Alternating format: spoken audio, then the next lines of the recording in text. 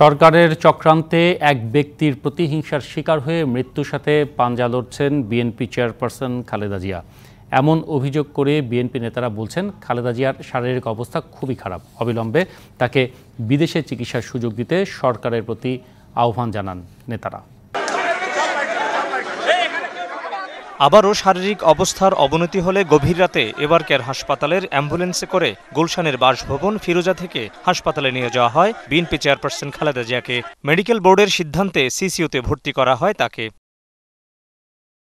শনিবার দুপুরে তাকে দেখতে হাসপাতালে যান বিএনপি মহাসচিব মির্জা ফখরুল ইসলাম আলমগীর। গণমাধ্যমকে বিএনপি মহাসচিব জানান, বিএনপি নেত্রীর শারীরিক অবস্থা আশঙ্কাজনক। তার অবস্থা বেশ ক্রিটিক্যাল এবং তারা আজকে সন্ধ্যায় বোধহয় সম্ভবত একটা আবার বোর্ড মিটিং করবেন। এই বোর্ড মিটিং করে তারা পরবর্তী যে করণীয় সেটা নির্ধারণ করবেন। আমি আপনাদের কাছে মাধ্যমে জনগণের কাছে এই আহ্বান জানাতে চাই যে জনগণ তারা যেন ম্যাডামের যেন সুস্থ হন, দেশের জন্য যেন দোয়া করেন, আল্লাহ তাআলার কাছে সেই দোয়া চান। শনিবার সন্ধ্যায় নয়াপল্টনে দলের কেন্দ্রীয় কার্যালয়ে খালেদা জিয়ার সবশেষ অবস্থা জানাতে সংবাদ সম্মেলন করে বিএনপি। আমাদের মনে হয়েছে তিনি যথেষ্ট।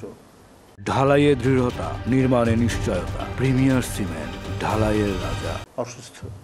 এতে রুহুল কবির রিজভী অভিযোগ করেন, জনদাবি উপেক্ষা করে উন্নত চিকিৎসার সুযোগ থেকে বঞ্চিত করে বিএনপি নেত্রীকে মৃত্যুর মুখে ঠেলে দেওয়া হচ্ছে। এত দাবি, জনগণের এত আকুলতা, এত আহ্বান, সবকিছুকে উপেক্ষা করে একজন ব্যক্তি তার ক্রোধ, তার প্রতিহিংসা, তার আক্রোশ বাস্তবায়ন করার জন্য তার উন্নত চিকিৎসায় ক্রমাগতভাবে বাধা দিয়ে যাচ্ছে।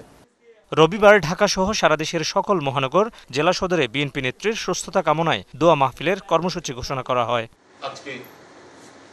Mohammad Hussain, DBC news, Dhaka.